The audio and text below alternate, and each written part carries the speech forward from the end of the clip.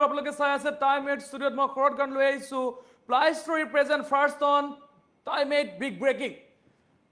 কিশোৰীৰ সৈতে ভয়ংকৰ কাণ্ড কৰা 20 বছৰৰ কাৰণে দুগৰাকী অভিযুক্তক জেললৈ প্ৰেৰণ কৰা হৈছে কিশোৰীৰ সৈতে ভয়ংকৰ কাণ্ড কৰিছিলে দুগৰাকী অভিযুক্তই আৰু বৰ্তমান দুয়োগৰাকী অভিযুক্তকে জেললৈ প্ৰেৰণ কৰা হৈছে 20 বছৰৰ কাৰণে জেললৈ প্ৰেৰণ কৰিছে পোস্কৰ অধীনত ৰঙাঘৰ এতিয়া আলহী ইছমাইল হুছেইন আৰু আমিৰুল হক এই মুহূৰ্তত জনাবলৈ চেষ্টা কৰিছো ply story present first on time 8 big breaking কিশোৰীৰ সৈতে ভয়ংকৰ কাণ্ড কৰা দুই অভিযুক্তক 20 বছৰৰ জেল আৰু 30,000 টকাৰ জৰিমনা পোস্কৰ অধীনত ইছমাইল হুছেইন আৰু আমিৰুল হকক কাৰাদণ্ড 2022 চনতে এগৰাকী কিশোৰীৰ সৈতে ভয়ংকৰ কাণ্ড কৰিছিল দুই লম্পতে আৰু গুৱাহাটীলৈ অপহৰণ কৰি আনি সংঘটিত কৰিছিল ভয়ংকৰ কাণ্ড ঘটনাৰ পিছতে ঘটনাৰ 4 দিন পিছতে খাৰুৱাবান্ধা আৰক্ষীয়ে উদ্ধাৰ কৰিছিল কিশোৰীগৰাকীক আৰু হাত শিঙিমাৰী জিলা সত্ৰৰ ন্যায়াধীশ আদালতে দিয়ে এই ৰায়দান আমি জনাইছো এই মুহূৰ্তৰে খবৰ আমি জনাবলৈ চেষ্টা কৰিছো এক ডাঙৰ খবৰ বুলি ক'ব লাগিব কিশোৰীৰ সৈতে ভয়ংকৰ কাণ্ড কৰা দুই অভিযুক্তক ইতিমধ্যে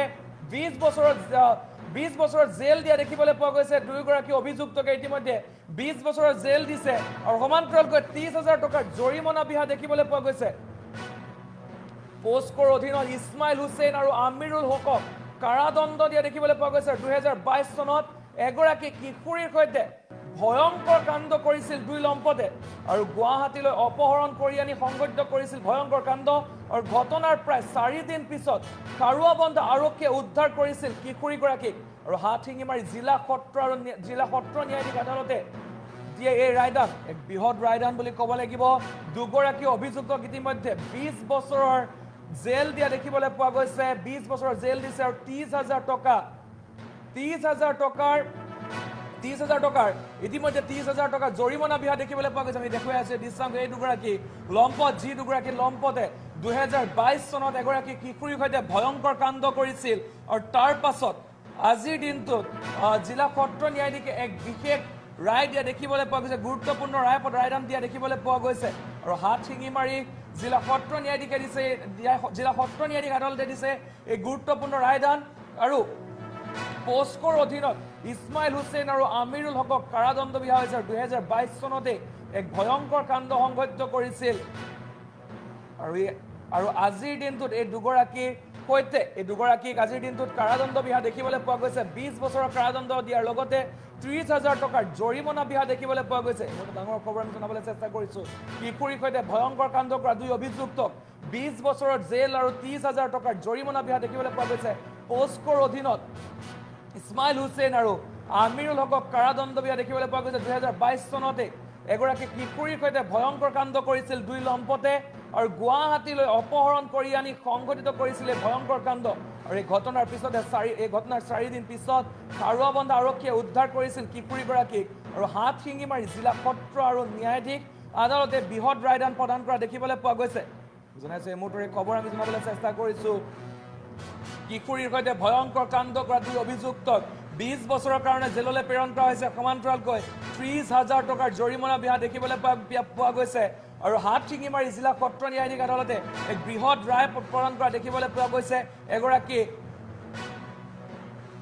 কিশোৰীৰ সৈতে দুই লম্পতে ভয়ংকৰ কাণ্ড সংঘটিত কৰিছিল গুৱাহাটীলৈ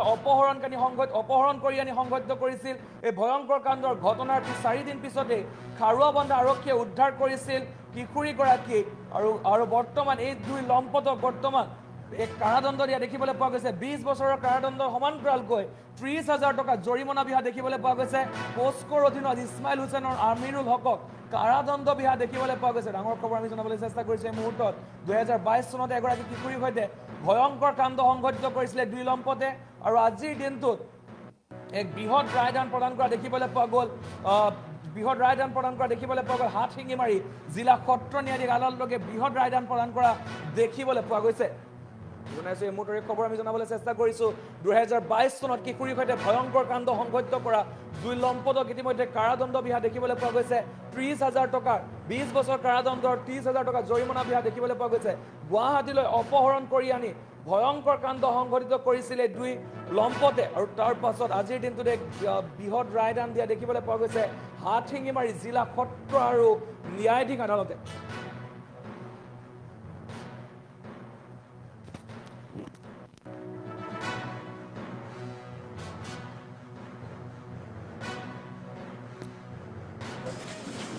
For the accused persons, two accused persons, two learned counsels, one A.Q. Ahmed and one Rezal Karim. Defense for the accused persons, they also done well, but the result comes to convicted. Thank you to all media persons. Today, the Honorable Session Judge, Special Judge South Salmara Manka sir, namely Rajesh Kumar Todi, has sentenced two accused persons, one Ismail Hussain and another is Amirul Haq alias Raju. In a POXO case, the fact of the case was, in the year 2022, the victim has been kidnapped by the accused persons and committed repeated upon the victim. Thereafter, a case is registered under Section 376, 366A, read with Section POXO, for POXO Act, as SSM PS case number 16/22. Thereafter, the case has been charge sheeted, and after framing charge, this honorable court was pleased to examine 8 witnesses, including the victim, informant, and IO and MO. Thereafter, argument heard by this honorable court, and today this honorable court sentenced this accused person for a period of 20 years rigorous imprisonment and fine 30,000 rupees each in default, one another year imprisonment for each accused person. This is a good judgment. This kind of judgment will reveal that the criminals will think afraid about to commit any offense in this society. For the society,